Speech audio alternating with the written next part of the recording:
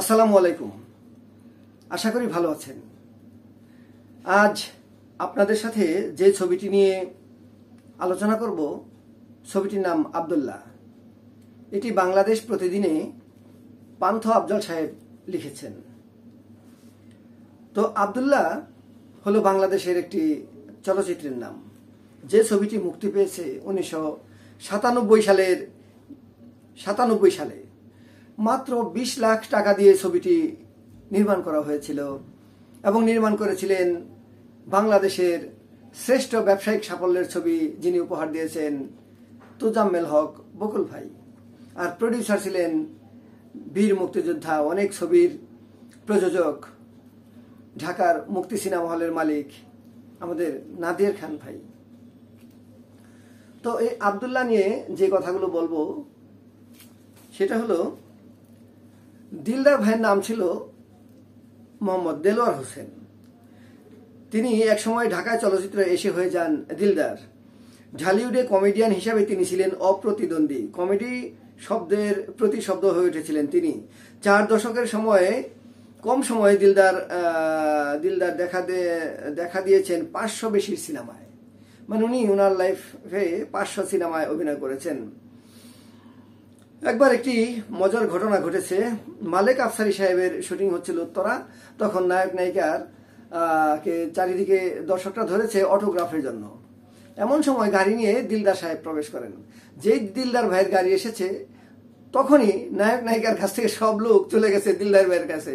এই চালিয়ে এসেছে ভাই, অটোগ্রাফ দেন। আর ওদিকে নায়ক নায়িকা পুরো ফাঁকা হয়ে গেছে। তখন নায়ক নায়িকা একটু লজ্জা পেয়েছে যে আমাদের রেখে দিলদারের কাছে চলে গেল। তো এই ছবিটি যখন তৈরি হবে তখন পরিচালক নায়ক হিসাবে দিলদার ভাইয়ের নাম বললেন প্রযোজককে। প্রযোজক তো অবাক যে এটা কি, দিলদার কোনো নায়ক হলো, তাকে নিয়ে কিভাবে হবে। তখন পরিচালক বলল যে হ্যাঁ, তাকে নিয়ে গল্পটা লেখা হয়েছে।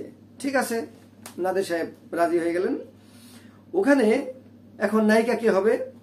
তিনি গেলেন মৌসুমীর কাছে, শাবনুরের কাছে, আর অন্যান্য নায়িকাদের কাছে গেলেন, কিন্তু কেউ রাজি হলো না। অবশেষে নতুন ভাবির কাছে গেলেন। নতুন ভাবির তখন বয়স হয়েছে, তারপরেও তার কাছে গেলেন এবং তিনি রাজি হয়ে গেলেন। পরিচালক সে এমনভাবে ছবিটি করলেন যাতে কেউ ওখানে খুঁত ধরতে পারবে না। ছবিটি আমি হলে দেখেছি, আসলে ভালো লেগেছে। প্রযোজক বলতেছে যে 1997 সালে 20 লাখ টাকা দিয়ে ছবিটি আমি নির্মাণ করেছিলাম এবং সে সময়ে 5 কোটি টাকা ব্যবসা করেছে। তো কল্পনা করেন তো, 20 লাখ টাকার একটা ছবি 5 কোটি টাকা ব্যবসা করে, কত গুণ বেশি এটার ব্যবসা হয়ে গেছে। তখন দিলদার সাহেব শুধু পর্দায় হাসি খুশি থাকতেন না, বাস্তবে শুটিং স্পটেও তিনি হাসি খুশি থাকতেন। সহশিল্পীদের সাহস যোগাতেন ভালো কাজ করার জন্য। দুলারির সঙ্গে জুটি হয়ে অনেক সিনেমায় তিনি অভিনয় করেছেন এবং দাঙ্গা তার মধ্যে অন্যতম। সিনেমাটি ভারতেও রিমেক হয়। টলিউডের ওই সিনেমায় ছিলেন দিলদার। তখন দুলারি ভারতে কোনো সিনেমায় অভিনয় করেননি। বিদেশের মাটিতে গিয়ে তিনি প্রথম অভিনয় করতে যাচ্ছেন এবং ওখানে বেশ নার্ভাস ফিল করছিলেন।